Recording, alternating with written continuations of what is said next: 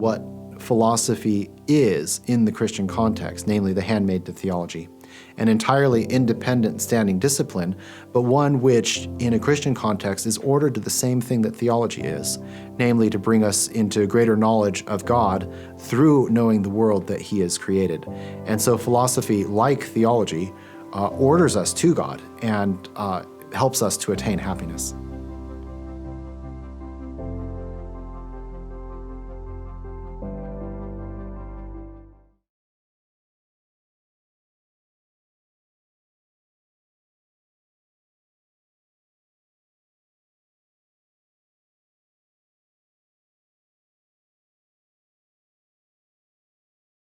Very much, everyone. Can you hear me okay at the back? Is that all right? Yeah, good. If I get too close or if I'm too far away, then you'll have to gesture. So thank you very much for the invitation. It's great to be here and to speak to you tonight. For those of you who are at the breakout session that had a talk on brain death, you can leave now because you've heard the topic already. So there's a risk that I'm going to bore you. I say bore you to death, but that's not quite the right. I won't bore you to brain death because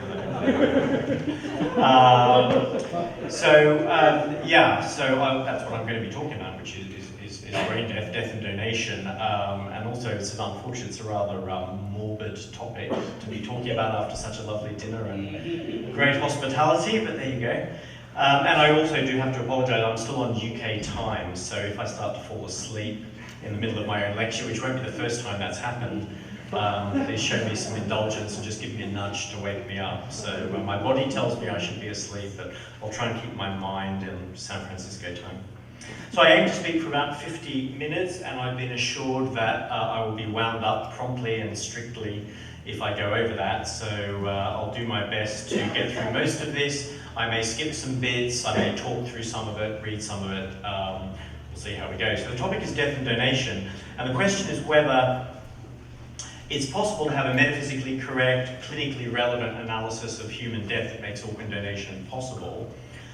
The difficulty of finding an answer is matched by obviously the grave ethical implications any answer will have. So consider that the first human organ transplant was performed in 1954, and only a few years ago there were 120,000 performed worldwide. There's no surprise that there's so much exertion by clinicians and philosophers to secure as many organs as possible so as to give life and health to as many people as possible. But there are numerous ethical problems to do with death and organ donation, but the problem of death itself and what it is I think the most pressing, and being a metaphysician, I guess naturally I find it also the most just intrinsically interesting as well as pressing topic. So we have what's known as the dead donor rule, which prevails in most countries, which says that vital organs should only be removed from dead patients. So in other words, removing vital organs must not itself cause the death of any patient. But the problem is that the tension, quote, between the need for both live organs and a dead donor has required the development of very explicit criteria for declaring what's known as sometimes the moment of death. And this, however, despite, as people have said, the absence of a biological basis for this degree of precision. So the two most common criteria are whole brain death and circulatory death, and they're both enshrined in the Uniform Determination of Death Act 1981 in the USA. But there's a huge amount of disagreement among clinicians and ethicists as to which criterion is correct and why. Whole brain death still holds sway as the most favoured standard, but it's come under persistent pressure from critics, and the most notable critic here is some of you will have heard of, Alan Schumann, retired now professor of pediatrics from UCLA, and also another writer, Robert Truock, as well. They have very different views about other things, but they've both been persistent in their criticism of the whole brain death criterion. Some of the defenders of the whole brain death criterion, surprisingly perhaps, consider themselves Thomists and hold that the test is consistent with scholastic metaphysics exemplified by Aquinas, but other Thomists have rejected the attempt at reconciliation. So I'm not going to evaluate the whole brain criterion in all its aspects let alone consider a whole bunch of other criteria. I just want to examine some important issues concerning the criterion in the attempt to achieve some simplicity among all the complexity. There's a huge amount of literature and a huge amount of sort of empirical and diagnostic information which is appealed to on all sides. And there's a general, I think, anxiety and increasing anxiety over the lack of consensus concerning what death is, how it's determined,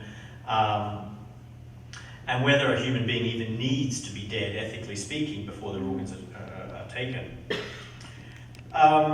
So I'm going to make certain assumptions here in order to even get going, and that may limit the appeal of what I'm going to argue, but I'm going to assume that the dead donor rule is ethically correct. So removing organs from a living human being without their consent is not merely as good as murdering them, it is murdering them. I don't make a distinction between the human person and the human being, as some people do. I assume a broadly Aristotelian metaphysic of the human being. That is to say that the human being is a compound of form and matter, where form is, to put it neutrally, the organizing principle that unifies matter into a functioning integrated whole. I'm not, for my purposes here, there's no need to assume that the human form, which I will also call the soul, survives a human's death. Rather, I take that particular question to be irrelevant to present purposes. And I also understand the human being is essentially a rational animal, for whom the power of rational thought is present if it's a normal member of its kind.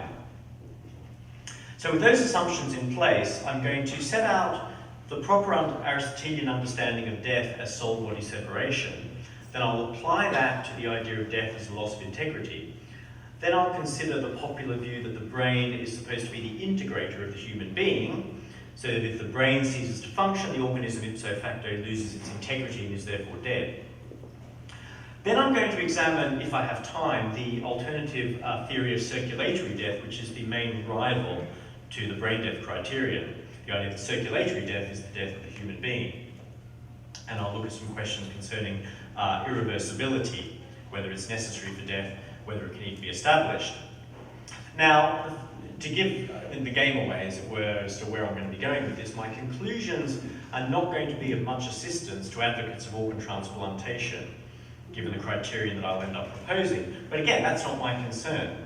But I'm not saying that my proposal will rule out the possibility of future technology that can respect the dead donor rule and maintain a supply of usable organs.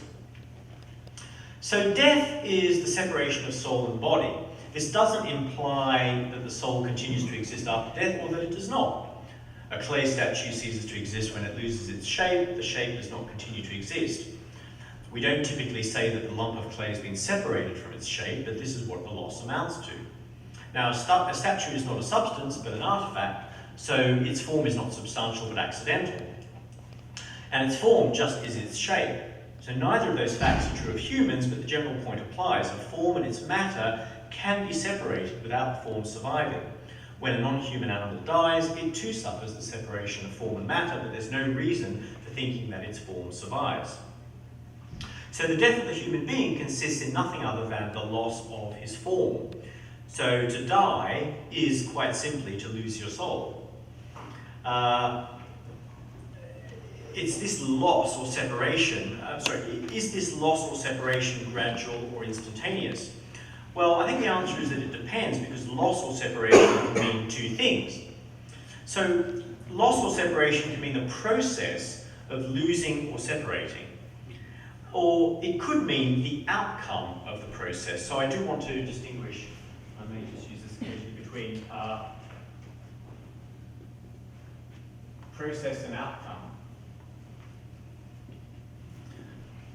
The process, by definition, I think, has to be gradual. Being gradual does not entail being slow or prolonged, but simply taking place over some temporal interval. So most, if not all, of the cases called sudden death, say by electric shock or powerful trauma, most, if not all of them, are absolutely gradual, yet relatively sudden by comparison to, for example, death by drowning or death by poisoning. Separation as an outcome, however, that is I'll say a bit more of what I mean by that. Separation as an outcome has to be, however, instantaneous. Even without an underlying hylomorphic ontology, that is to say the organism as a form-matter compound, it's hard to see how life and death can be other than all or nothing.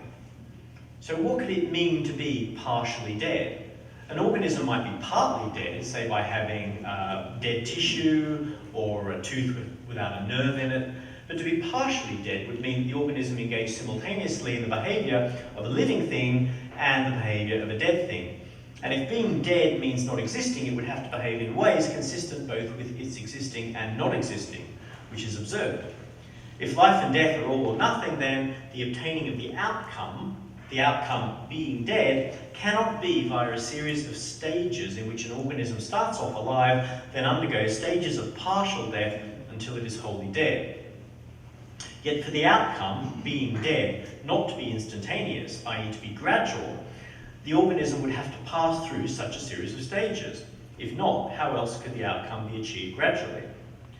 I don't think there's any counterexample to that claim in the case of a body gradually consumed by, say, gangrene or some toxin that progressively destroyed the tissue.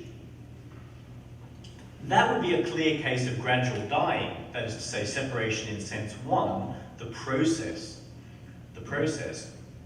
But it would not be gradual death, that is to say, separation in sense two, the process, the fact of becoming dead, reaching the outcome of becoming dead.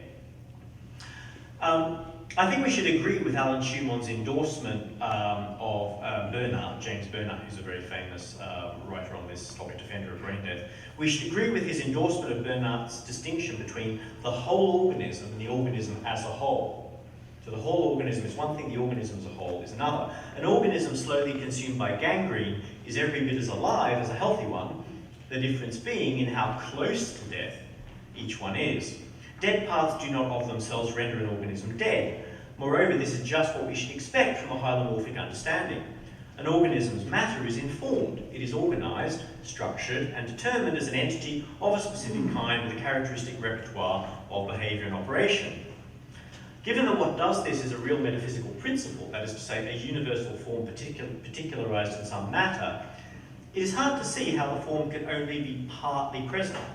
How could it inform some, but not all, of the organism? Moreover, every single part of the organism, down to the smallest subatomic parts. If it did not do so, then we would have to say that the putative parts that were not informed by the organismic form were not parts of the organism at all. So gut or skin bacteria, for example, no matter how strong their symbiotic relationship to the symbiont organism, are not literal parts of that organism because they are not informed by the organism's own form. Moreover, denying the all or nothing nature of, and unfortunately I've had to do some neologizing here, which I always hate doing, but I've come up with the term informance. Informance is what happens when the form informs the matter. It has a bit of pedigree, a couple of 100 years old. I can find about one or two examples of the term informants in older English, but I couldn't think of a better term, so I've unfortunately had to neologize. So denying the all or nothing nature of the informants of the organism by its form is almost certainly inconsistent with the doctrine of the unicity of substantial form. For the obvious way of maintaining that an organism can be only partly and partially informed by its organismic substantial form would be to hold that some part of it was informed only by a vegetative or a sensitive form, but not by the higher form proper to the organism. To put it in a non-scholastic way, the idea would be that in a human, for example, parts were merely vegetative or sensitive, merely animal, but not fully human, while other parts were fully human. This might be possible for some kind of freakish Frankensteinian creation, but I have no idea how that would apply to a real, unitary organism, such as a human being. To what vegetative or animal kind would these partially human parts belong, biologically speaking?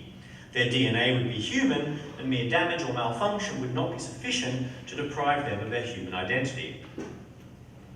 So, taking together the idea of death as separation, that separation is an outcome, not a process, that hylomorphic composition is all or nothing, and that one clear way of denying it requires also denying the doctrine of unicity, we have a strong case for regarding death as instantaneous. It is not for nothing that the expression, the moment of death, has such a long history.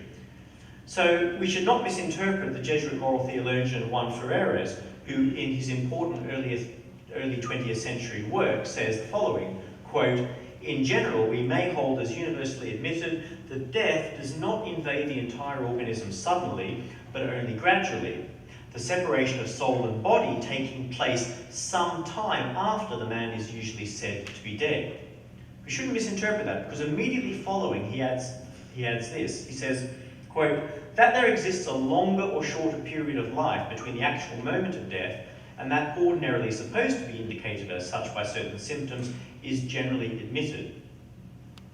He then refers immediately to another famous clinician, Dr. Jean Laborde, whose significant early work on resuscitation occupies a large part of Ferreres' book. Laborde himself speaks of the moment at which the spark of life is totally and finally extinct. So I think both of them take death, the act or event of becoming dead, as being absolutely instantaneous, even though the process of dying is not. So the immediate challenge to the idea of the moment of death as a genuine moment is a question concerning the integration or integrity of the organism. So the challenge is that integrity or integration, I'll sometimes use one term, sometimes the other, that it doesn't look to be an all or nothing matter. And hence the loss of integrity must be gradual, and so cannot be instantaneous. So death cannot be instantaneous. And this appearance is lent support by the ways in which supporters of integrity formulate the phenomenon. So Schumann, for example, speaks of integrity as, quote, "the anti-entropic mutual interaction of all the cells and tissues of the body mediated in mammals by circulating oxygenated blood." And you have other writers speaking in a very similar way, Nicholas Tonti-Filippini speaking of intercommunication between the parts in such a way that the body remains a functional whole. And there's a kind of dynamic unity of the parts intercommunicating. And he notes that this can be partial. And there are numerous instances of this way of talking of integration, but the point is pretty clear. It's that if integrity is understood in terms of intercommunication or transfer of information between parts, the interaction of the organism with its environment and so on, it's hard to see how integrity has to be all or nothing. Not all parts need receive all biologically normal kinds of communication. For example, a paralyzed limb will not receive nerve impulses, and nerve signals might be present in some parts where circulation is severely compromised. Not only can integration gradually be lost, but there can be no moment marking the leap from life to death, because there's no moment marking the leap from integration to non-integration. Proponents of integration as communication do not identify the moment of death as the leap from the cessation of the final organismic system or information transfer process left functioning to the absence of all such systems or processes. But even if there were such, the fact that the last system, whatever it might be, will itself not shut down instantaneously still makes the transition from life to death non-instantaneous on this view. Given this mismatch between the loss of integration and separation of form and matter, or soul and body, the kind of this biological phenomenon and the metaphysical one, it's exceedingly difficult to see how the two could be identified. Isn't it enough that they be coextensive, perhaps necessarily so, in which case wouldn't integration be an acceptable epistemic criterion or test of separation? The problem, though, is that there is no reason to think that any particular kind or degree of loss of integration is the phenomenon whose coextensiveness with separation is what we are looking for. And that is another reason for not identifying such loss with the separation of body and soul. Just what is the biological phenomenon that we're after? When we look for communication and transfer of information between parts and subsystems, why is this metaphysically important? Well, the answer on the hylomorphic theory is that these phenomena are marks of integrity in the all or nothing sense. The idea of the organism as a whole gestures in just the right direction. So it's not as though integration theorists are missing the point, but the problem is that they should not focus on intercommunication between parts, which is a matter of degree and comes in many kinds. Otherwise, there is no obstacle to holding that declining integration just is gradual death. Not just gradual dying, but gradual death. And that if enough, but not all systems shut down or stop interacting, the human being is not fully alive, or is as good as dead, perhaps good enough for organs to be removed. But integrity is all or nothing. Either the organism is a whole or it is not. The concept of a partial whole, at least for organisms, makes no sense. When the body is informed, integrity is present and there is a whole organism. When the form is lost, so is integrity and no organism remains at all. This is how form works. Form unifies matter into a substantial whole and permeates every part of the substance. My big toe is as much me, as long as it's attached and functioning, as my head, or for that matter, my brain. So is an individual red blood cell or a single neuron. Form reaches into every part of the organism. If it did not do so, an organism would be an accidental unity, a complex of at least two substances, or of a substance and at least one accident. An organism as a whole remains so even when it is less than a whole organism. Loss of integration, in the sense of intercommunication, should make no more difference to integrity in the all or nothing hylomorphic sense than amputation. Given this metaphysical approach to death, the concept of death as disintegration needs to be handled with extreme care. For we must not confuse the all or nothing instantaneous loss of integrity in which death consists with one or other process whereby the parts and subsystems of an organism cease, perhaps gradually, to function one by one. Moreover, there is a third concept of disintegration which must be kept separate. Disintegration as the literal physical separation of parts of an organism. It's my contention that disintegration as systemic failure, that is to say the second concept, can only occur prior to disintegration as loss of integrity, which is true metaphysical death. Further, disintegration as physical separation can occur prior or subsequently to true metaphysical death. Epistemically, systemic failure is of course a fallible sign of dying, whether or not the organism in fact dies. Physical separation is also a fallible sign of dying when it occurs prior to death. And when it occurs after death, it is an infallible sign that the organism has died. The third concept of disintegration, that is to say physical separation, plays a far more important role in the debate over organ donation than so far acknowledged by any side. So, the next issue then, having sort of set ourselves this kind of metaphysical approach to death, is to look at whether somehow the brain death criterion can do the job that's been asked of it in the light of that metaphysical approach. And I think the most interesting and important version of the brain death criterion is via the idea that the brain is somehow the integrator of the organism. So defenders of the brain death criterion, the most, I think, interesting and relevant and plausible defenders of the brain death criterion agree that death is loss of bodily integrity, and they said, well, that integrity is lost when the whole brain ceases to function, because the brain is the integrator. As one defender puts it, without the brain, the body loses its form, as the parts cease to be an integrated dynamic unity. Or in less high-flowing terms, without the semi-Aristotelianism, we have this quote: a moment's reflection discloses that it is primarily the brain that is responsible for the functioning of the organism as a whole. The integration of organ and tissue subsystems by neural and neuroendocrine control of temperature, fluids, electrolytes, etc. This is all done, all of this integration is done by the brain. The cardiac arrest patient with whole brain destruction is simply a preparation of unintegrated individual subsystems, since the organism as a whole has ceased functioning. So the idea of, once the brain has ceased functioning, what's left is just, as sometimes put, a skin full of organs, basically a bag of organs enclosed in skin.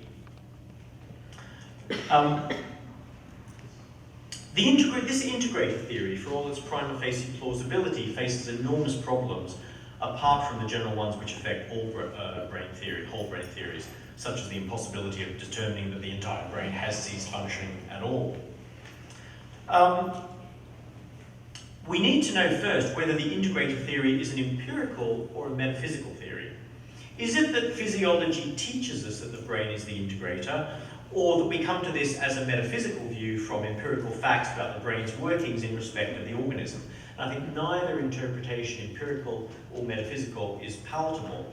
And I think this is probably an opportunity where I might skip a bit of material. So the section I have in this paper of empirical objections really is a kind of development of recapitulation and development of what Schumann says. So Schumann, in a number of extensive writings, has pointed out, empirically speaking, that the brain does not perform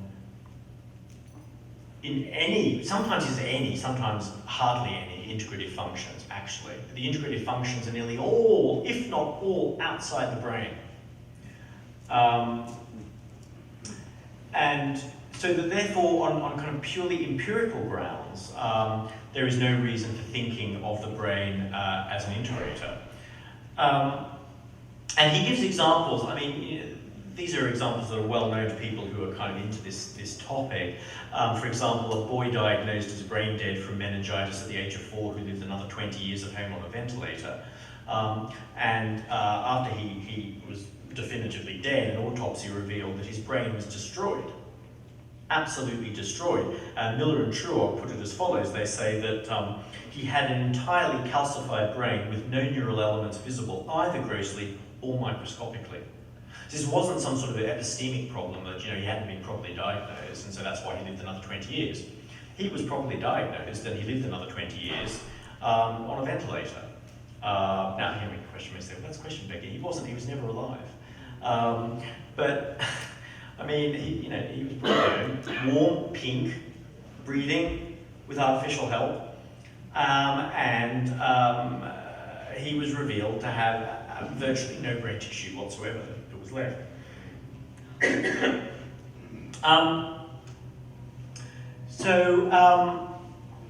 Just to point out, one thing I will point out here on the empirical side is that there's an important criticism that's been made of Schumann's litany of empirical reasons for thinking that the brain is not an integrator. And the criticism is that, well, a lot of these phenomena, these so-called integrative phenomena that occur outside the brain that he refers to, can also be reproduced ex vivo in tissue cultures in the laboratory. So that really these so-called processes that are supposed to be integrative but outside the brain are not really integrative processes at all. They can occur in a tissue sample without any organism present whatsoever, so that Schumann is helping himself to too much. There are a number of things to say here, and the details are of paramount importance. But for example, if you take wound healing, so Schumann says, well, wound healing occurs with no neurological support whatsoever. It just occurs. The patient on the ventilator who's diagnosed as brain dead, still you cut them, they heal their wounds heal. That's an integrative whole body process. Wherever you cut them, they will heal. Cut them across their entire body from head to toe, and they will heal, or try to heal, even though they've been diagnosed as brain dead. And critics say, well, you can reproduce tissue wound healing, just do a little sample of tissue in the laboratory.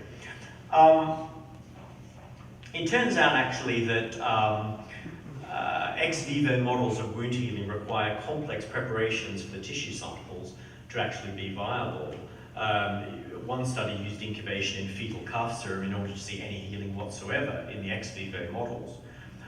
There's a problem with lack of blood supply and so on. So it's not that easy to just even attempt to reproduce what happens in the case of a ventilator patient in the laboratory. But the point is that such models, as far as I can tell, will only ever be approximations rather than replications of what goes on when the organism repairs itself.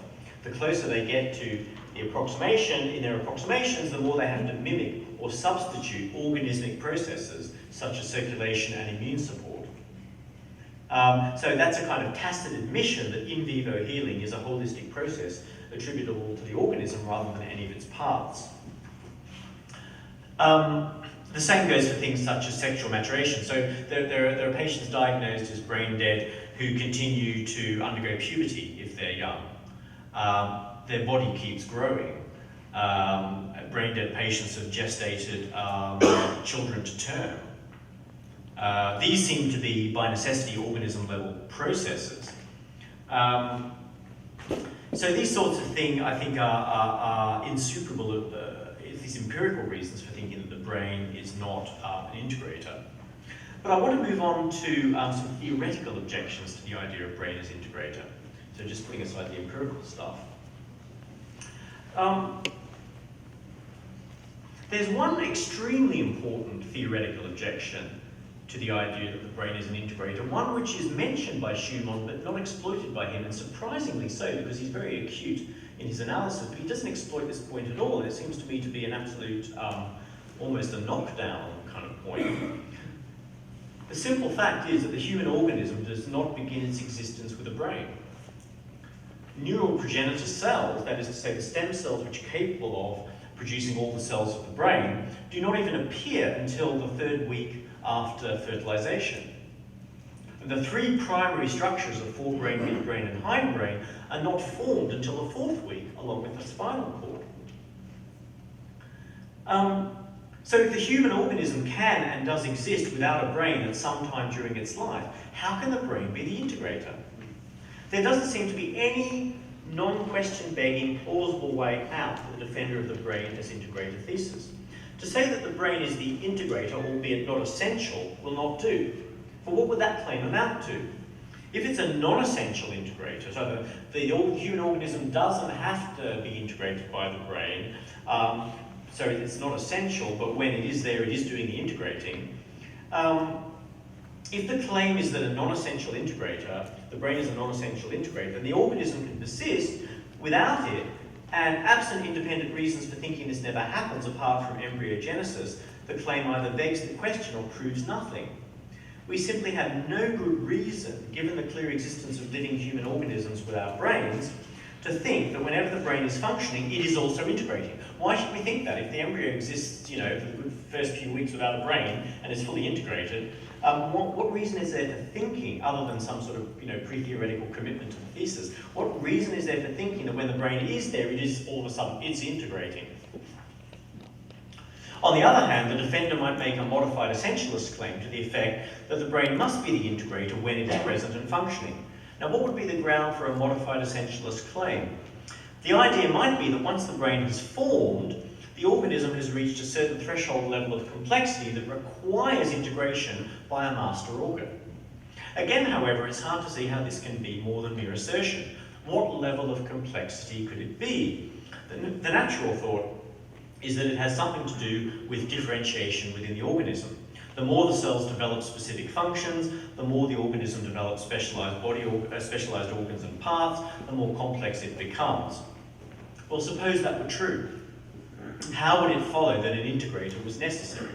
Why should we think that the organism as a whole is incapable of maintaining all of the specialized organs and functions in a cohesive network of mutually sustaining interactions? In any case, the complexity claim understood in terms of differentiation is false. Even by the 4th day after fertilization, the embryonic blastomeres are differentiating into the inner cell mass and the trophoblasts. If the critic objects that the trophoblasts become extra embryonic structures and so are not part of intra-embryonic differentiation, which is, I think, a specious point, by the 9th day, still well before the appearance of neural progenitor cells, the inner cell mass itself differentiates into the epiblast and the hypoblast. So in other words, my point is simply that differentiation, specialization, starts well before brain formation and continues long after brain formation. So we're still left without a reason for thinking that there is some special level of complexity that requires a master part to take over as integrator in the life of the human organism. There's another serious theoretical objection which is briefly mentioned by another Thomist philosopher who argues against the brain-death criterion, but again, not stressed nearly enough. The question of what integrates the integrator. After all, the functioning brain itself has the integrity of an organ, so why does it not have its own integrator, some privileged portion of the brain that integrates the whole?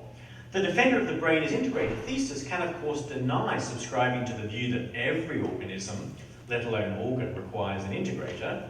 He would be right to deny this since many organisms and organs lack integrators. Plants are an obvious example, contra some philosophers who seem to think that plants have integrators as well, but I just think it's a ridiculous view. But he would still need to give a well-motivated reason for thinking that in the human case, where the organism does require an integrator, that the latter does not need its own integrator, by which we mean a master part within the organ. After all, if the thought is that the human organism is the sort of thing that needs a master part, because of level of complexity or some other special feature, it would be hard to deny the same of the brain itself. The problem with requiring an integrator for the brain is not primarily an infinite regress problem. I mean, that's been pointed out, what integrates the integrator, and then what integrates the integrator of the integrator, and so on. But the real problem is that it betrays a misunderstanding of the whole phenomenon of integrity. On the hylomorphic theory, every single part of the organism, down to its very cellular and even chemical components, is governed by its form. To repeat the earlier claim, I'm as much a human being in my little toe as in my whole body. Everything in the human organism partakes of the human form. And that's not a mere point about DNA. The brain gets whatever functional capacity it has from the very source of all other functional capacity in the organism's form. This is demonstrated in the order of efficient causality by the brain's emergence, as pointed out earlier, from the embryonic developmental process. The brain is as much a product of the organism's integral functioning as the hair that ends up growing on the organism's head. Every part of the organism is the product of a single developmental plan. As such, my view is that it's utterly confused to think that the product of an organism's integrity could ever be or become the producer of that integrity. That, I think, is the main theoretical objection. So, how are we going for time? 20 minutes. 20 minutes, good. So that will give me an opportunity actually to actually, I can get to the end quite nicely. Okay, right, so circulation. I thought I'd have to skip circulation, but you don't want to hear about that, so can't leave that out. So, I hope that I've said enough to show that the untenability of the proposition that the brain is the integrator of the organism. And given that the integrator thesis is a mainstay of the brain death criterion, the brain death criterion is subsequently itself severely weakened. And coupled with my earlier, more abstract discussion, I've provided strong reasons for thinking that brain death is not the death of the organism. So in that, I'm fully in accord with Schumann and some of the other critics. Yet, what this has done in some of the critics is to kind of push them in the direction of searching for a genuinely holistic criterion of death. So, Schumann is subject to this as much as some of the other critics. That, well, the brain is not the integrator, the brain death criterion doesn't work, we need something more holistic. If we could find an authentic organism-level process whose cessation entailed the loss of integrity, we would have the empirical criterion that we were after. And it's no surprise that cardiorespiratory or circulatory respiratory death, as it's sometimes called, is appealed to in that regard. And I'll just call it circulatory death. There is versions of it, circulatory death. So, circulatory criteria were part of the standard of death in most countries before the advent of brain-based criteria. Traditionally, loss of heartbeat, pulse, or breathing have usually been taken to be essential signs of death. Contrary to widespread belief, however, none of them taken together or individually were ever considered sufficient for death, not sufficient. In the pre-organ donation age, people were far more concerned to ensure that a person was dead before they were buried or cremated. Loss of sensation, lack of reflexes, the absence of spontaneous movement, and more extreme signs to which I will shortly turn were all part and parcel of the overall determination of death. But, because of all the challenges to the brain death criterion, circulatory death has emerged as a standard of death on its own terms. As of 2015, nearly 9% of US organ donors were diagnosed as dead by circulatory criteria, up from 1% about 14 years ago, from 1% about 12 years earlier. As with brain death, there is no test of circulatory death agreed upon in all details. Once a patient's ventilator is removed, their heart might continue beating for 10 to 20 minutes, up to several hours. Diagnosis of cardiac death is given around 2 to 5 minutes after the heart has stopped beating. Rigor mortis and lividity, however, do not begin until at least 30 minutes after the heart stops, and that's a point that I'm going to return to.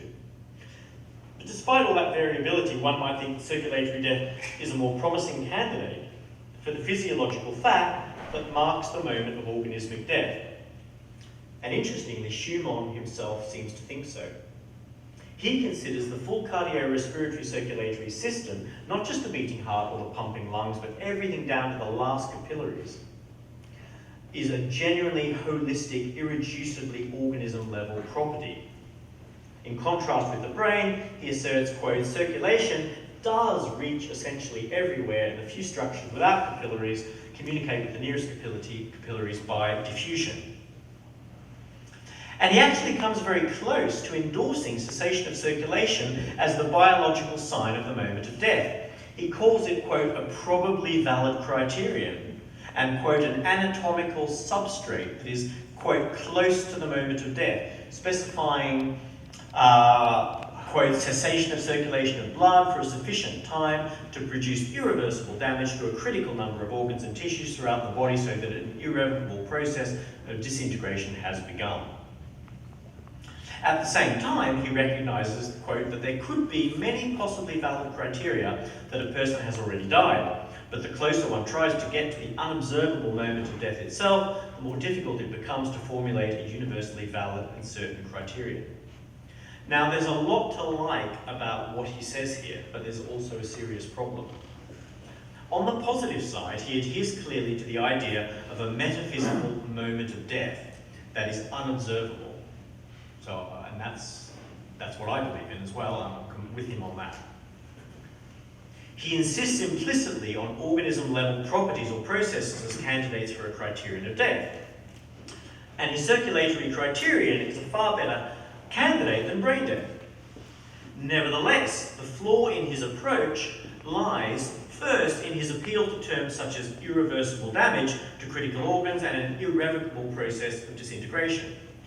Secondly, it lies in his claim that there is no single universally valid sign of death, only more or less approximate criteria that vary from case to case. And he actually makes his position plain elsewhere. He says, quote, we find it far preferable to say that healthy living organisms are obviously integrated unities, that decomposing corpses are obviously not unities, and that there is a fuzzy area in between that is intrinsically undecidable. Well, the first problem concerns irreversibility. There's been a lot of discussion of this in the literature, and it's given all sorts of interpretations, and figures in most of the widely discussed definitions of death. I don't want to get into detailed analysis of the different meanings of the term, but my claim is that any relevant interpretation will either be inadequate or question-begging. For suppose irreversible means something as weak as permanent, where permanent cessation of function means that the function will not, quote, will not restart spontaneously and no medical interventions will be conducted to restart it. That's sort of a standard definition of permanence. The inadequacy of such a test is patent. First, the fact that circulation will not restart spontaneously is consistent with life, as any beneficiary of cardiopulmonary resuscitation will testify. Secondly, the difficulty of knowing whether something will not happen is obvious. The usual protocol for permanent cessation is 2 to 5 minutes. Yet, as is known from the Lazarus phenomenon, spontaneous heartbeat can resume up to at least 10 minutes following prolonged CPR. It's called the Lazarus phenomenon, not to be confused with the Lazarus sign. The Lazarus sign is something else. But the Lazarus phenomenon, the spontaneous resumption of heartbeat up to 10 minutes following prolonged CPR. Given this, if you will not carry out a medical intervention to restart circulation, the chance of spontaneous auto-resuscitation is severely diminished, and the permanence test becomes, as it were, self-fulfilling. Thirdly, why should it matter whether a function is spontaneous as long as it can be supplied for artificially? One might as well dismiss an amputee as unable to walk because they are unable spontaneously to regrow a limb. Why bother with a prosthesis? But suppose irreversibility is defined as the inability of restoring function with current technology. Such a definition is plainly inadequate. How could whether a person is literally dead depend on whether current technology happens to be around for reviving them?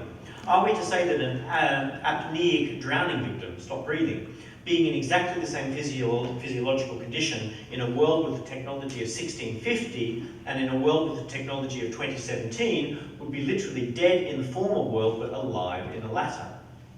A person whose circulation cannot be restored with current technology may well be as good as dead or on a fast descent towards death, but depending on circumstances, they may literally be alive.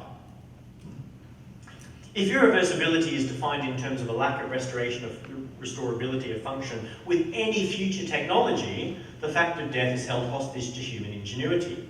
To be sure, a person who is in fact dead will not be capable of restoration to life using any future technology. Only a miracle could achieve it.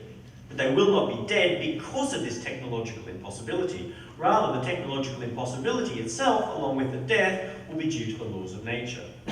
So the question simply becomes one of when a function cannot be restored due to laws of nature.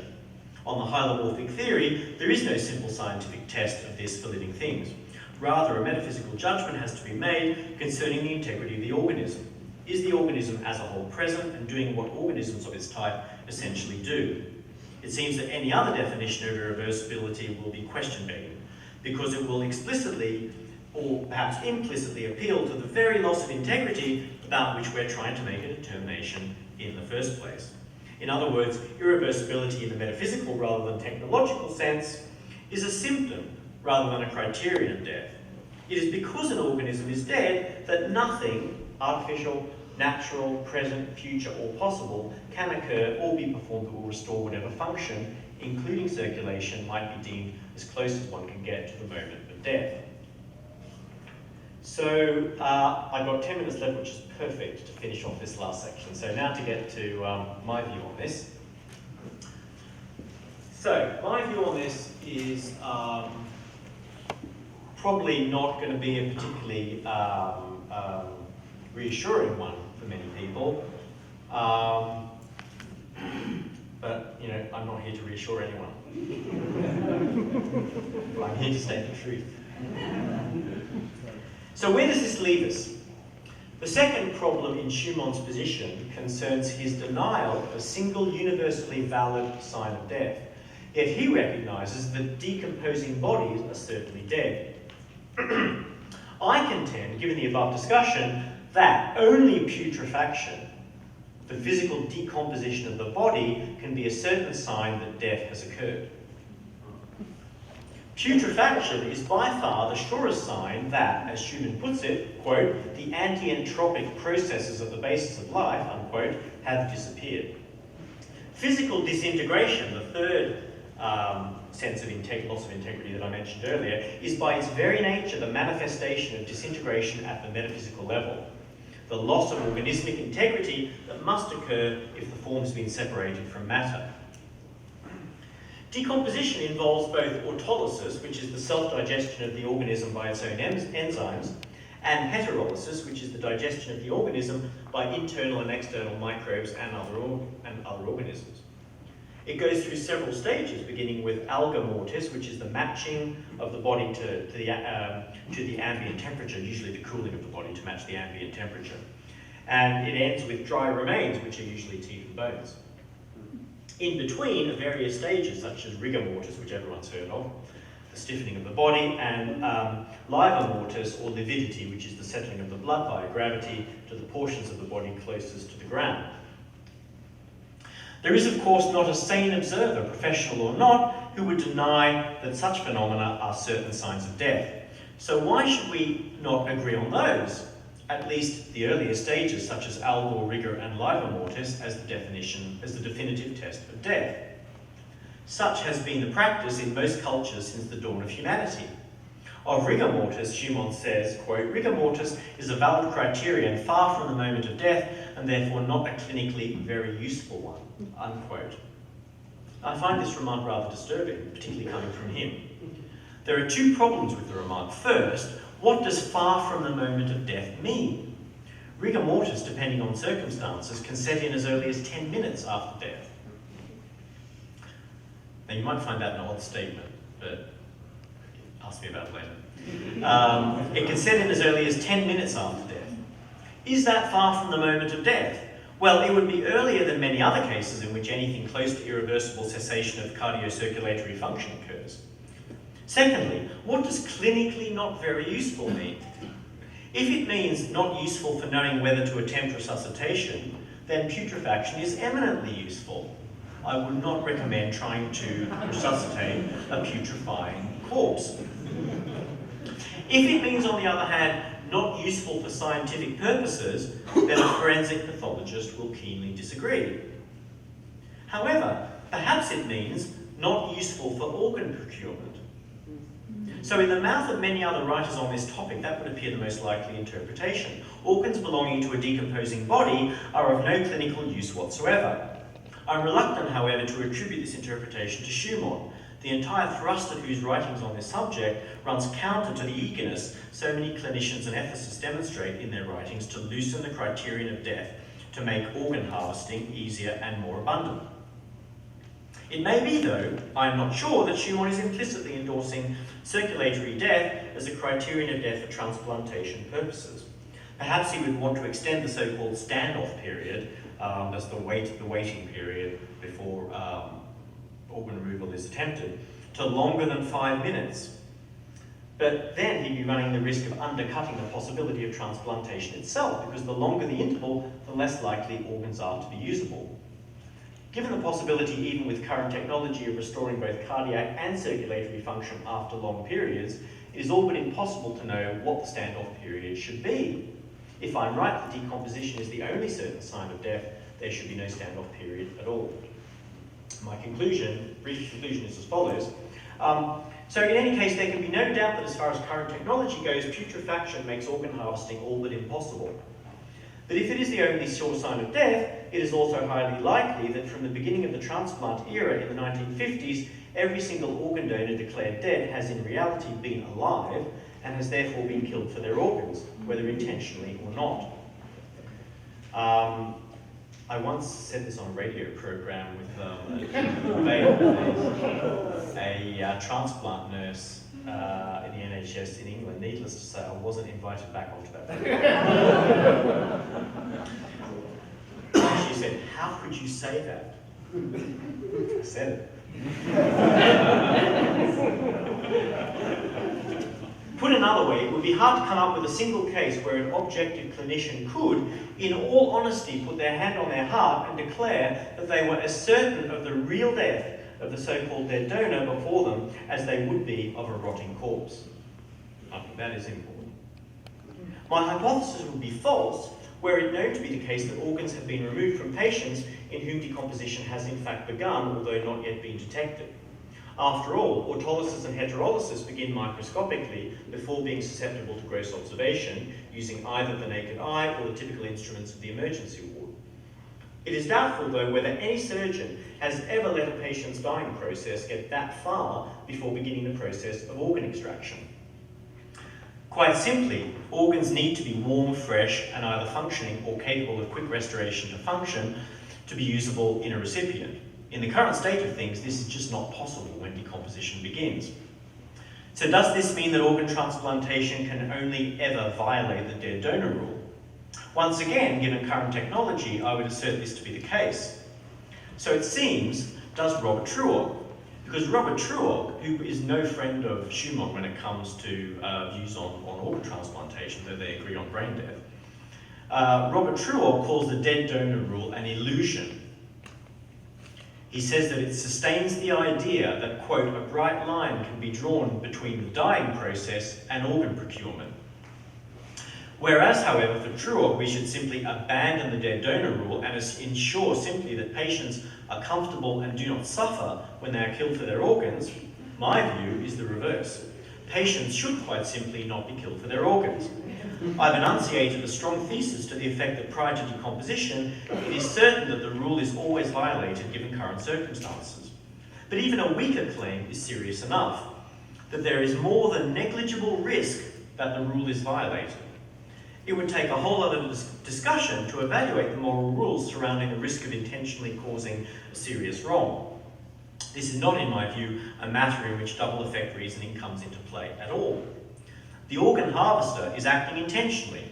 The only question is whether what they are doing is an act of intentional homicide or not. If it is objectively uncertain, then how serious must the risk be before they may not act? We can at least postulate that the more serious the wrong would be, the more certain it should be they would not be committing it. Homicide is the most serious natural evil a person can intentionally bring about. I would contend, therefore, that anything other than a negligible risk of committing it would be an impenetrable barrier to action. So until such time then as a way is discovered of preserving organ usability in people we know to be dead, in other words, bodies in whom the decomposition process has begun, a moratorium should be imposed on all transplants from all but certainly living humans who have both voluntarily made a donation and remain certainly alive afterwards. That's it. Thank you.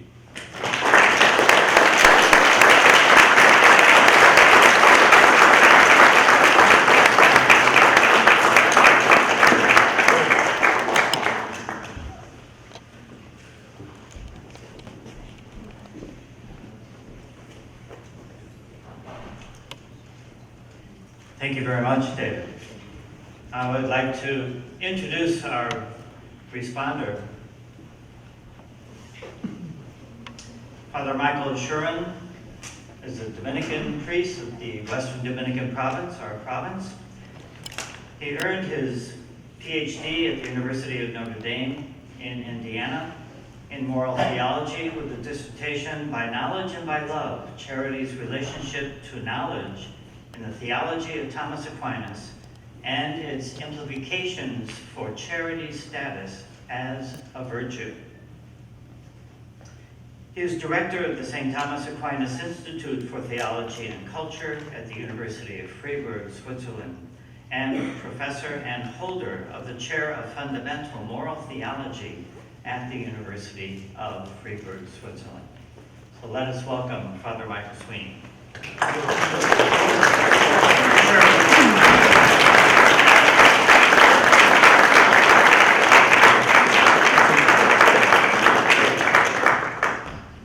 It's a joy for me to be back in my home province, my home region, and to be back at my alma mater.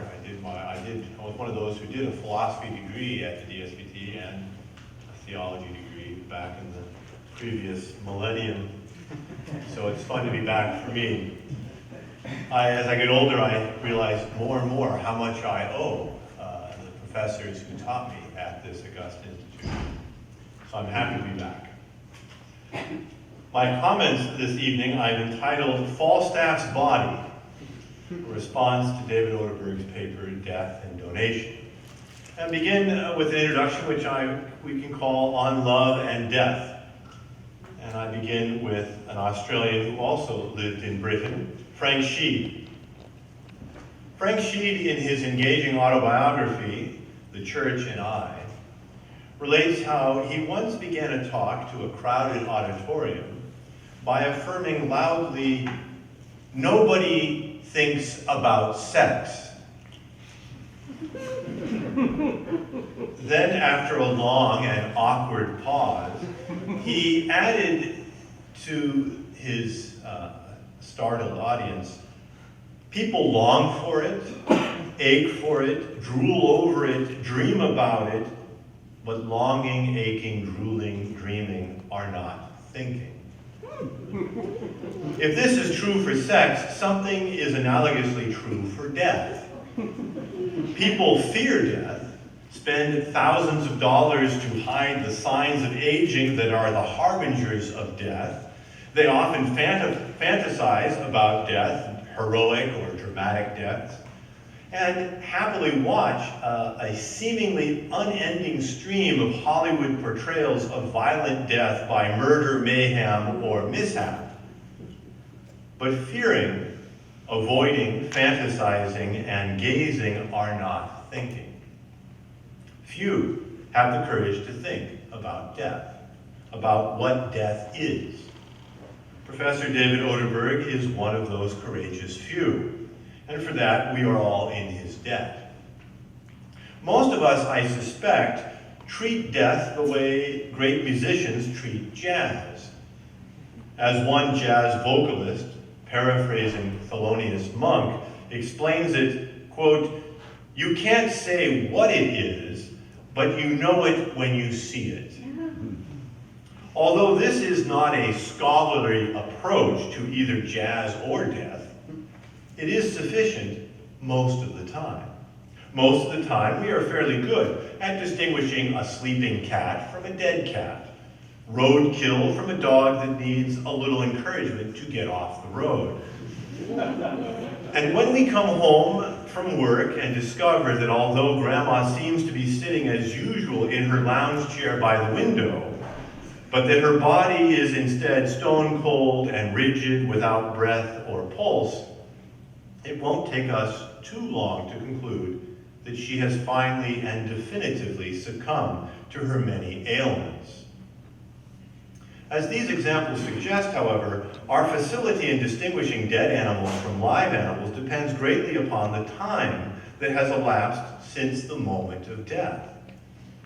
But when we approach more closely the moment of death, things can become more complicated.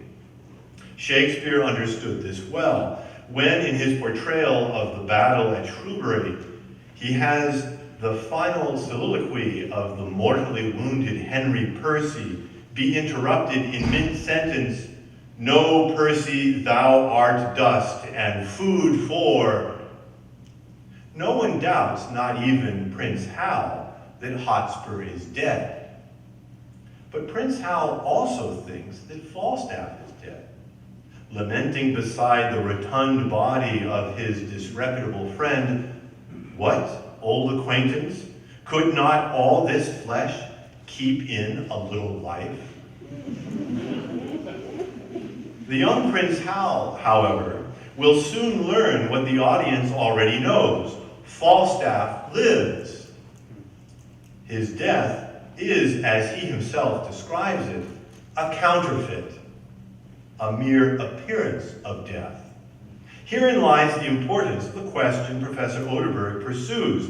In our complicated contemporary world, there are deaths that upon closer inspection reveal themselves to be counterfeits, to look like death without being death.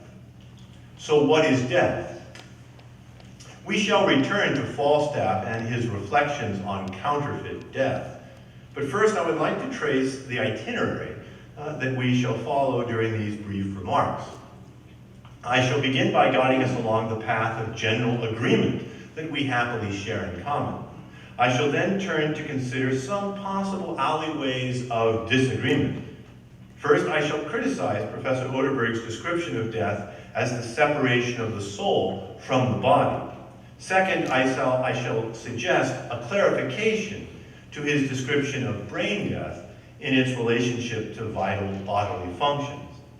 I shall offer a similar clarification concerning decomposition.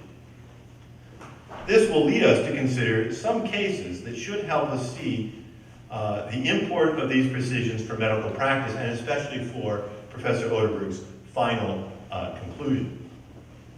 So the path of general agreement. The first and most important area of agreement between us is our attachment to what it has become known as the dead donor rule.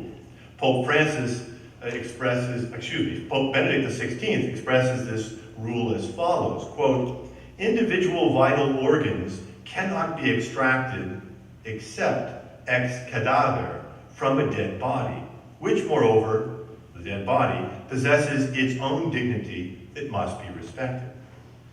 The compendium states this even more clearly, quote, "The principal criteria of respect for the life of the donor must always prevail, so that the extraction of organs be performed only in the case of his or her true death." The compendium's teaching is a specific application of the Catechism's more general assertion that, quote, "It is not morally admissible directly to bring about the disabling mutilation or death of a human being, even in order to delay the death of other persons," unquote. Professor Oderberg and I also share a common attachment to a, quote, broadly Aristotelian metaphysic of the human being, although I would prefer to describe this as an Aristotelian philosophy of nature, rooted primarily in an analysis of the natural world of being in motion, the study of mobile being, and not the more general study of being as such, which is proper to metaphysics. This general Aristotelianism is based on an analysis of motion, of changes, both accidental and substantial, that become intelligible only if we posit the existence of the twin principles we describe analogously as matter and form. In the case of animals, this latter principle is called the soul, which can, in certain circumstances, I agree, be helpfully described as the, quote, organizing principle of the animal's life. We also share the view that the uniquely human way of being animal is as rational animals. With regard to Professor Oderberg's conclusions, I share with him the view that it is important to distinguish sharply between dying and the moment of death. Falstaff's body is once again helpful in this regard. In Henry V, we learned that it was the innkeeper, Mistress Nell Quickly, who cared for Falstaff during his last illness. She relates how during her last conversations with him, she saw that he was near the end of life. Quote, "For his nose was as sharp as a pen, and he told of green fields." And when he asked her to put more blankets on his feet, she felt the progress of his dying. Quote, "I put my hand into the bed and felt them, and they were cold as any stone. Then I felt to his knees, and so upward, and all was cold as any stone."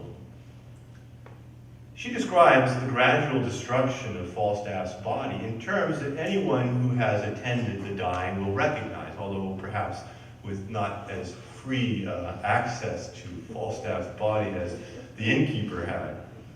But at the same time, it is still John Falstaff. She speaks to him. He is dying, but he is not yet dead. Later, however, death has clearly occurred. Mistress Quickly thinks she knows exactly when he died. He parted even just between 12 and 1, even at the turning of the tide. However this may be, Pistol says it clearly. By morning, Falstaff is dead. But what is this death? Death as separation. Professor Oderberg describes death as, quote, "the separation of the soul from the body." While at first sight this language may appear Aristotelian, it is profoundly problematic and is indeed more Platonic than Aristotelian. For Aristotle and Aquinas, death is a substantial change, which is nothing other than the destruction of the living substance that was the animal. The soul is not separated from the body, because at death there is no longer an animal body. There are the remains of the body, but not the body. For most animals, at death, the soul is corrupted, and its co-principle, the substrate called prime matter, becomes informed by a different form, or more likely, by a collection of lesser substantial forms, some living, some inanimate, that go to make up the loose collection known as the animal's remains. So the dog we see, the dead dog at the side of the road, we talk of the dog's body, but it's the remains of the dog. Humans also experience death as the destruction of their animal substance, but something remains, the soul, as an incomplete substance. Thus, at the Battle of Shrewsbury, Henry Percy's soul was not separated from his body. At death, that individual substance of a rational nature was destroyed, but with remainder, his wounded but immortal soul perdured. What Falstaff foisted on his back, therefore, was not Percy's body, although to avoid needless periphrasis, he speaks of it in those terms, but the remains of Percy's body. This is why Falstaff will say in the same play quote, "To die is to be a counterfeit, for he is but the counterfeit of a man who hath not the life of a man." This may at first glance appear to be a picayune trifle, but it is profoundly important, and I think it would sustain Professor Oderberg's argument and the gist of what he's arguing for, that the unified organism is no longer there, to remind ourselves that after death, we're not talking about a human body strictly, we're talking about the remains, the mortal remains of the person who was there. A dead body is a counterfeit body because it only retains the appearance of a human body. It is in fact the remains of one. Traditionally, we turn to the progressive signs that death has occurred to recognize this radical difference, and we've had some of them, and we can come back to that. But before addressing these signs, we should clarify what we mean by the brain. So, whose brain? Which definition? Professor Oderberg condemns the view that, at least in his written version of his talk, quote, "The intrinsically vital functions provided by the heart and other organs are wholly dependent on the cohesive and regulatory functions of the brain." So he condemns that view, arguing that this view, quote, "has been thoroughly refuted on empirical grounds," unquote. Now, I agree with Professor Oderberg's assertion if by brain we mean the cerebrum, which is that large part of the brain that contains the cerebral cortex with its two hemispheres and its multiple lobes. The cerebrum is that part of the brain upon which higher rational function depends. When a person's cerebrum is severely damaged, if he survives, he frequently will enter into a state of unresponsive wakefulness, better known as a persistent vegetative state. So if by brain we mean the cerebrum, then it is clearly false to say that the vital functions of the heart and lungs depend upon the brain, because people with non-functioning cerebrums can live for years. The problem, however, is that in many standard textbooks and dictionaries, at least in the United States, these books define the brain as more than this. As one influential reference source affirms, quote, "The brain consists of the cerebrum, the brain stem, and the cerebellum," unquote. This distinction is important because, as one commentator has noted, quote, "Brain death is used as an indicator of legal death in many jurisdictions, but it is defined inconsistently. Various parts of the brain keep living when others die, and the term brain death has been used to refer to various combinations. For example, although a major medical dictionary says that brain death is synonymous with cerebral death, death of the cerebrum, the U.S. National Library of Medicine medical subjects headings system defines brain death as including the brain stem. So, without the brain stem, or if the rest of the body is severed from contact with the brain stem, these vital functions do stop. So with the larger definition of the brain death does cause the whole system to stop being organized. But cerebrum death, you can live for years with a dead cerebrum because your brain stem is still functioning. But the problem is, in different jurisdictions, brain death is defined differently, as just these two sources point to. And then our author continues, "The distinctions can be important because, for example, in someone with a dead cerebrum but a living brainstem, the heartbeat and respiration can continue unaided, whereas the whole brain death, which includes the brainstem, only life support equipment would keep these functions going." And then he concludes with the problem that these two definitions are used in different jurisdictions to argue that in this case, the person, you can now harvest their organs. So there is a real issue here. But I agree that those who have the cerebrum destroyed are going to continue to live and can continue to live on their own natural reflex of heart pumping and breathing, although they would need to be receive nutrition and hydration, which gets us into another whole area. But let's go on from that to look at the question of the signs of death.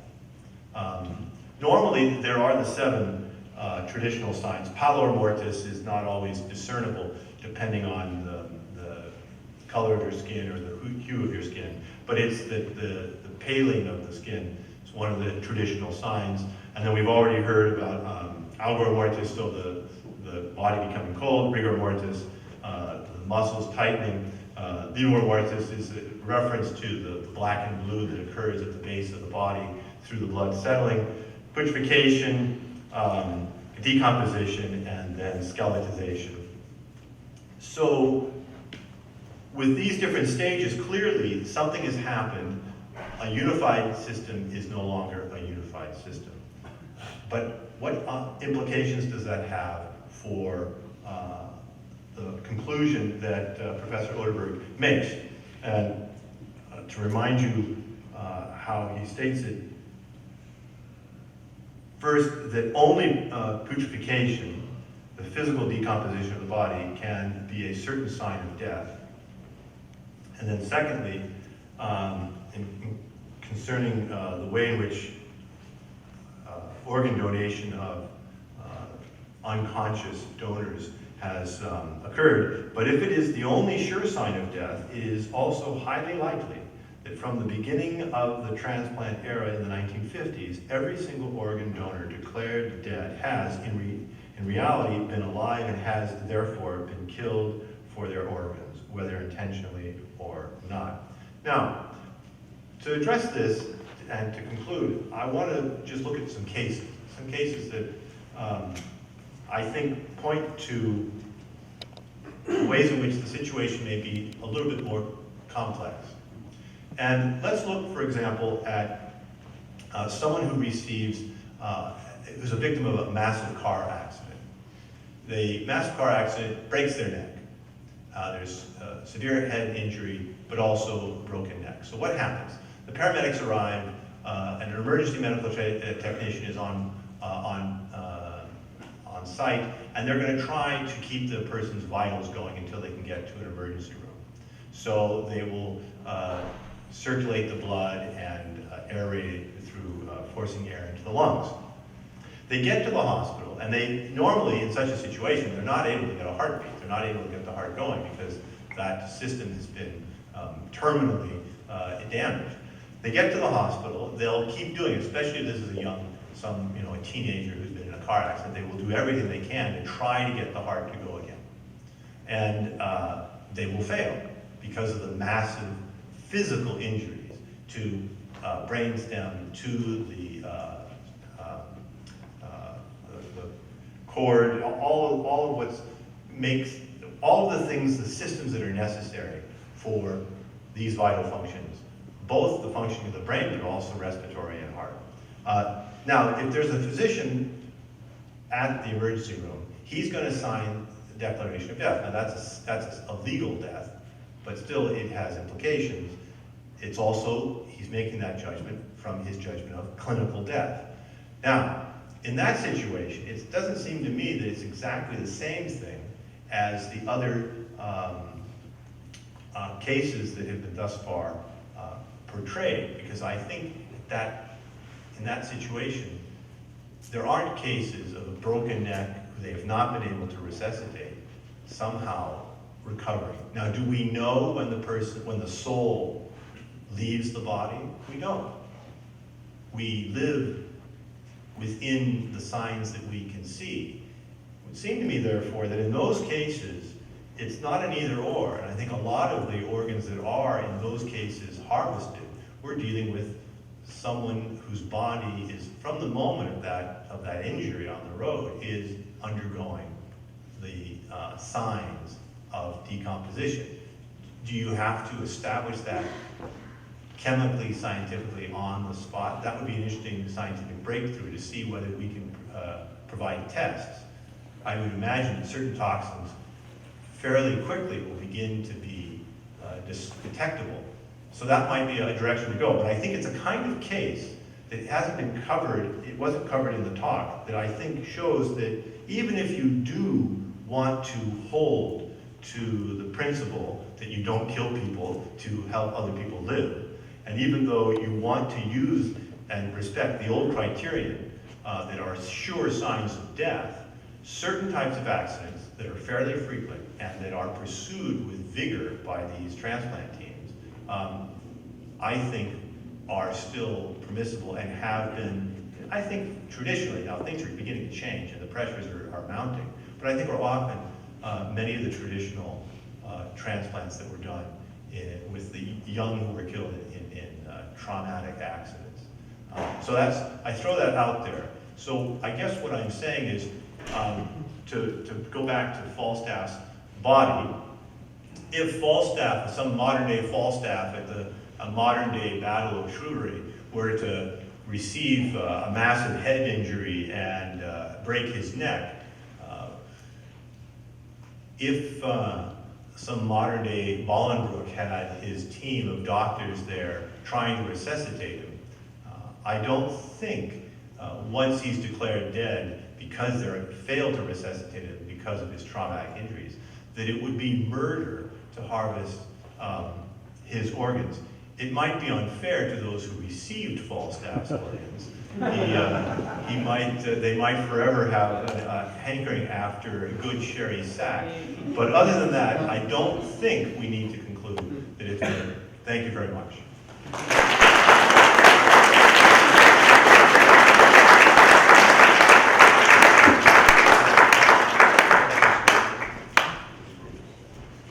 Thank you very much, Father Michael Sherwin.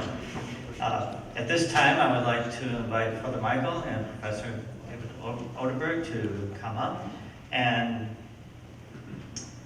we can take now some questions, questions of clarifications, perhaps, to either Father Michael or David. So, and we'll have microphones. Please use the microphone and then hand the microphone back to our staff. Okay, so David, let me start with a criterion for death that I'm sure you will agree you know this is death. Complete vaporization of every cell. When that happens, you're dead. Uncontroversial, right? So let's now ask some more controversial questions. Complete vaporization of every cell except in your right foot. So I don't think I would accept the first one. Really? Because That's not a sign of death, that's a way of being dead. it's a sign of death that you see vaporization having occurred in every cell. Yeah, so you've got to Yeah, okay. precisely what you're talking about here. But I would not equate it with decomposition, right? There's nothing to inspect, right? No, So there's the it's a gas. sign- The gas. Yeah, a sign that someone has died, yeah. Right, so it's a sign, right, that Yeah. they've turned to gas. You might as well say being flattened by a car. You know, what is the sign? A sign of Sure, being flattened. sure. It's So not- there are it's a many way such of signs, being- right? It's not a. It's a way of being dead. It's not a sign of death in the way that decomposition is a sign of death. Something different. It's not Now, like, well. Let's push a little bit more on this. So now, vaporization of everything but the right foot. Now, there is no putrefaction in the right foot at the moment, for the next couple of minutes after everything else has been vaporized. There is still good tone in the skin and so on for a little bit. But I think there's a pretty good case to be made that you're dead when everything but your right foot is vaporized. After all, if you're not, then you also would not be dead if both of your feet were all that was left, but then you would be a scattered individual, and that would be very weird. So, and they keep on drawing the line up and up in the body. Vaporization of everything above the knees. Vaporization of everything above the waist. Vaporization everything above the stomach. All the way up to vaporization everything above my scalp. The last one obviously is not a sure sign of death. Is there some place in there where you would say, we stop having sure signs of death, and we stop having situations where we can be sure that death has occurred? And if so, where is it? Sorry, say the last bit again. Where in the sort of cutting lines of vaporization can we say, okay, I'm sure that if I'm vaporized from above this, or above this, then I'm sure that's death, but I'm not sure if it's a little higher. Now, maybe vague reference, but I'm just sort of trying to get a picture of where you think. Yeah, it would just be... So you're obviously not sure that vaporization from the neck up would be death. Vaporization from the neck up. Because that's basically brain death, right? No, that's not brain death. Whole brain death. Whole brain death plus some extra stuff. No, around the face. vaporization from the head up is disappearance of your head. It's not brain death. Well, your brain's dead. I mean, it's So your destroyed. brain is not dead, your brain is gone. Well, that's what death is. I mean, No, death is it's not- just like your no, thumb when it's that's- cut off. When your thumb's cut off, it's gone. Right? I mean, that's the Aristotelian thought, Brain right? death is not the same as brain disappearance. Yes, it is. Really? Yeah, that's the Aristotelian picture, right? Tell The it to cut- the pathologist. The cut-off thumb. The cut-off thumb is a No, thing in name alone. The I cut-off- vaporize the cut-off you brain- from the neck up, and the pathologist writes on the death certificate, cause of, brain death. Yeah. I think I would put it this way, I think it was slightly misleading. Slightly misleading.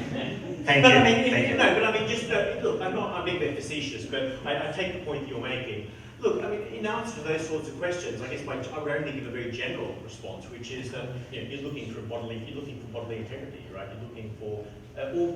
You're looking for the integrity of the organism. That's what you're looking for. Now, all I've said is that putrefaction is a sure sign of that.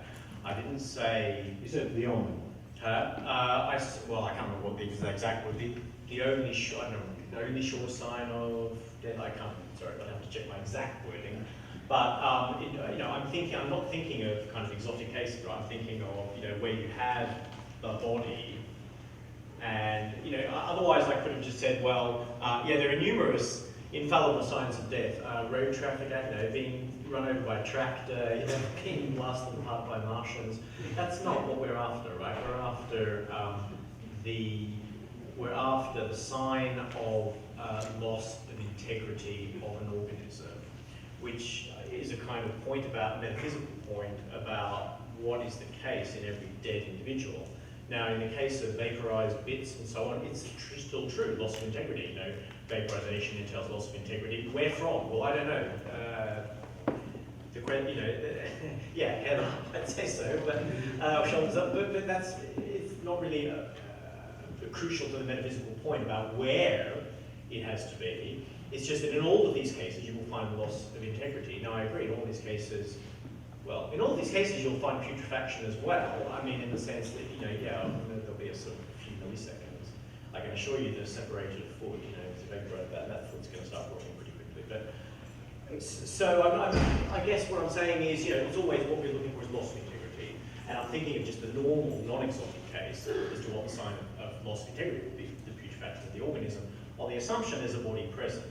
That's not dealing with cases where there's no body present or half a body present, and so on. So I think I can incorporate your concern, but not in a way that kind of undermines my overall general point. Thank you. One question here. By the way, we have only 7 minutes left, so because our buses have to leave contractually. We have 15. This will be a quick question. I heard it. We have 15. This is a quick question for Father Sherwin.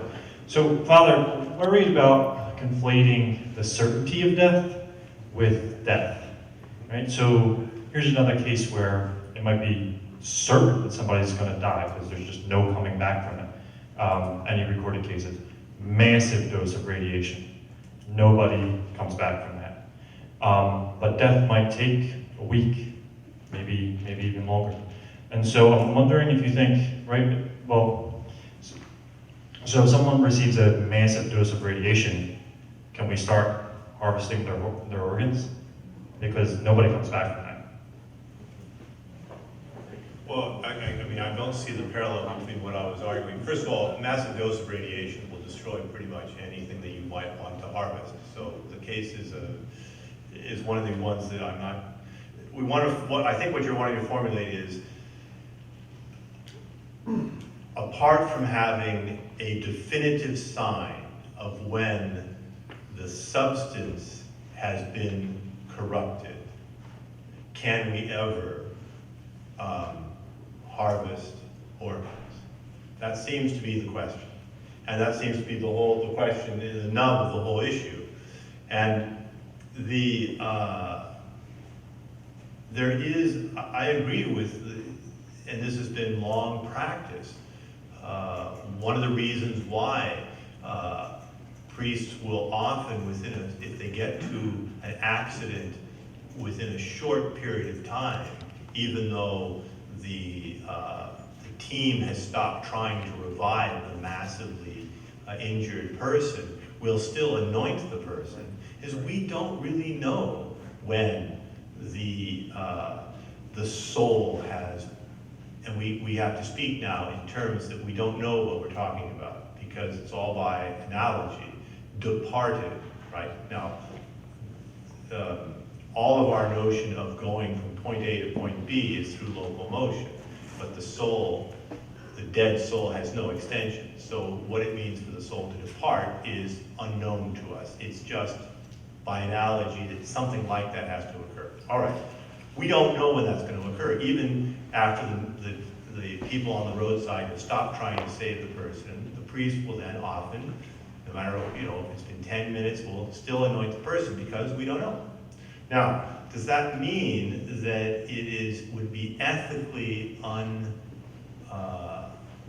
inadmissible in people who have been so dramatically and definitively killed, they're not coming back because of their physical injuries, to start to harvest their organs? I think it's an open question, and I think it is not helpful to describe these acts as murder, since they've already, through just the normal prudential judgments of experience, been declared dead, because we can't bring them back. We cannot get the vital signs to work again. And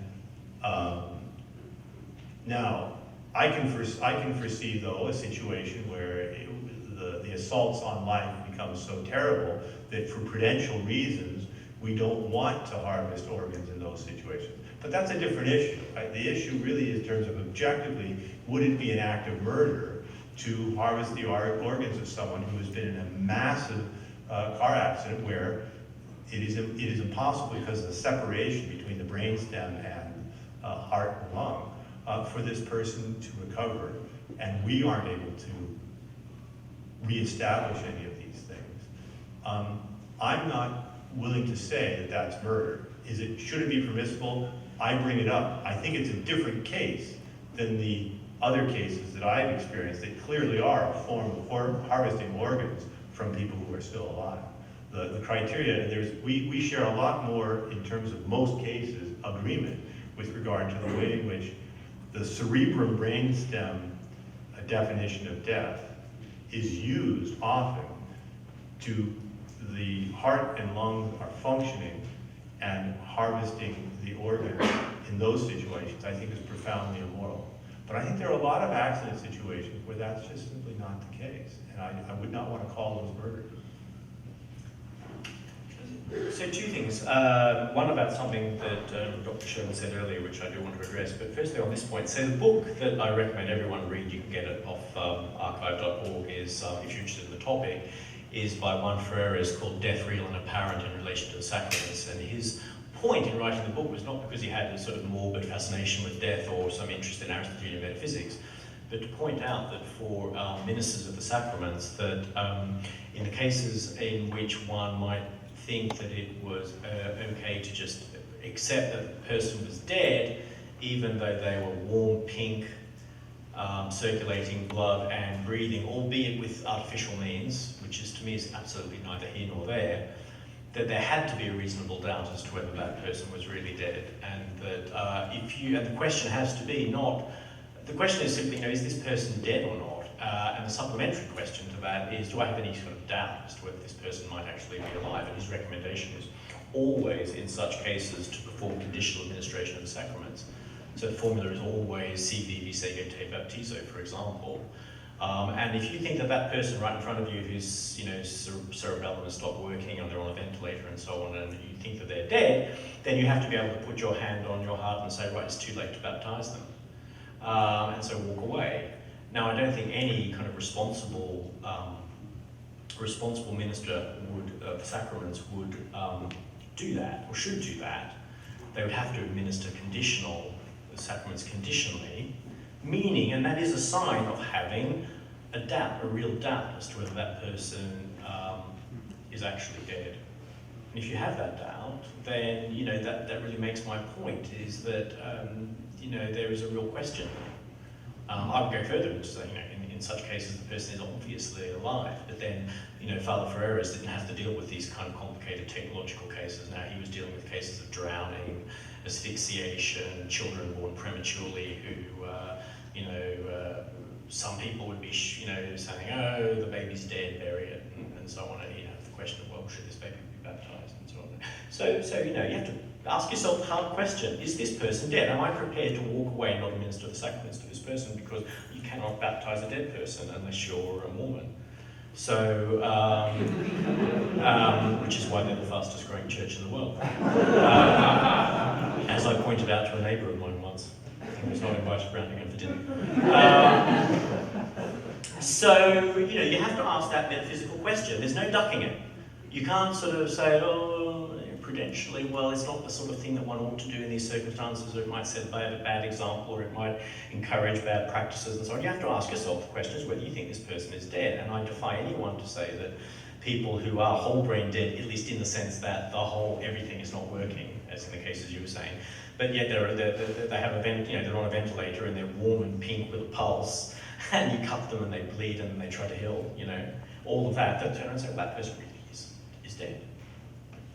I can't see it. Thank you. Another question? Yes. In the back there? Me, okay. Not me. Yeah, let's hear from the person in the back, please, first. Okay. No, I just want to formulate this in ordinary terms of moral philosophy. So my concern about this business, that someone, and it's congruent with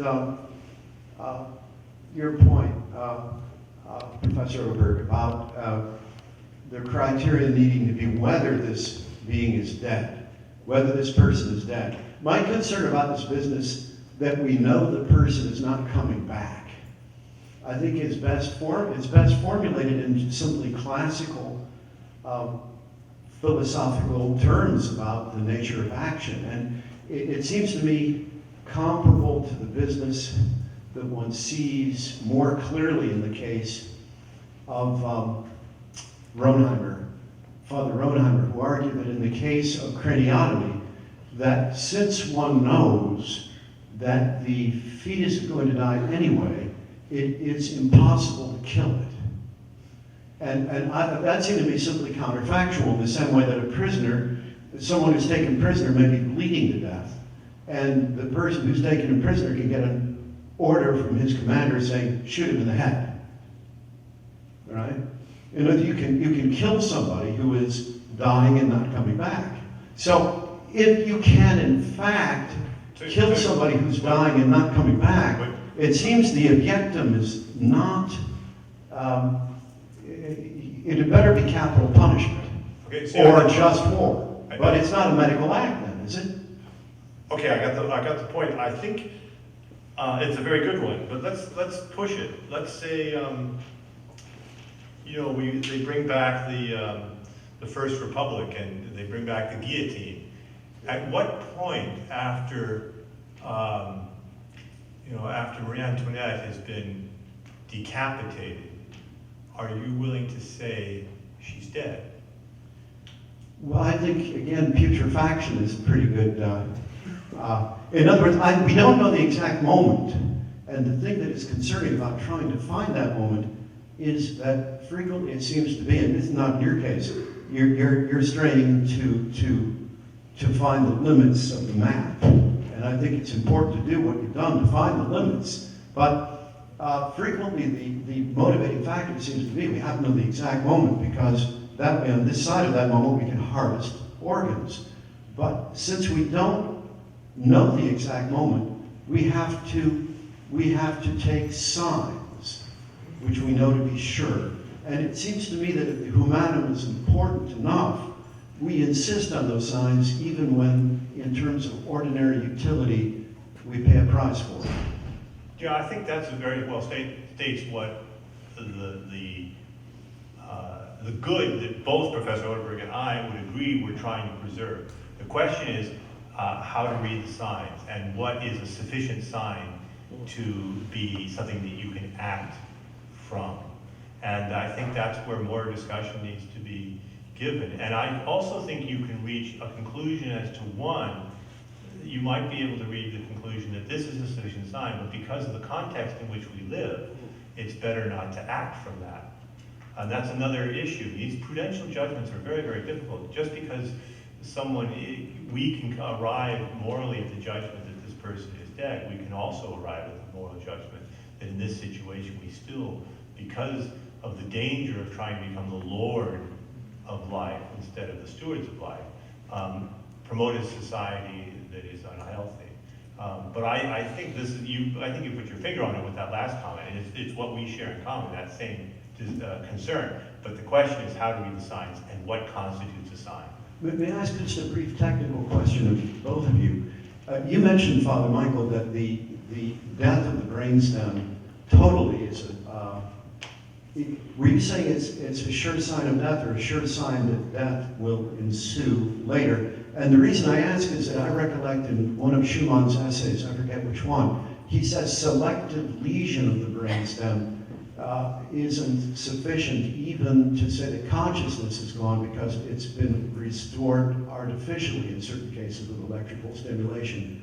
No, I was just responding to the claim that with brain death, the claim that the brain does not have a regulatory function, or however we want to describe it, integrating function with the vital reflex actions like heart and lung.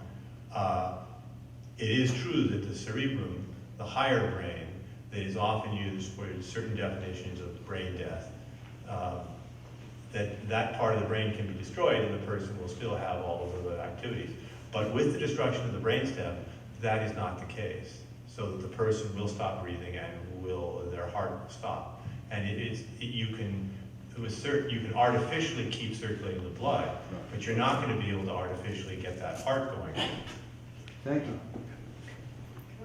I mean, there's a slight difference. So Schumann's point, as I understand it, I have to go back to the papers to look at all the detail because he does go into quite interesting and minute detail about this. But his point is that if you think of respiration as simply, pumping the lungs full of air, then you have a too narrow view of what of respiration is the pumping of the lungs full of air. You have a too narrow view of what respiration actually is. It's a whole body phenomenon involving gas exchanges between different parts of the capillaries, different parts of the body, and so on. There's a whole lot going on in respiration, only part of which is the kind of bellows action of the lungs. And that even in the case of brainstem death, all of this can be maintained as a whole phenomenon, a whole body phenomenon by artificial means. But the fact that it's artificial is irrelevant. The fact that the brain is the normal means by which this process is maintained is, itself interesting but not metaphysically crucial. Unlike, for example, speech, right? So if your brain is completely calcified and destroyed, there's no way of artificially producing speech that we're aware of.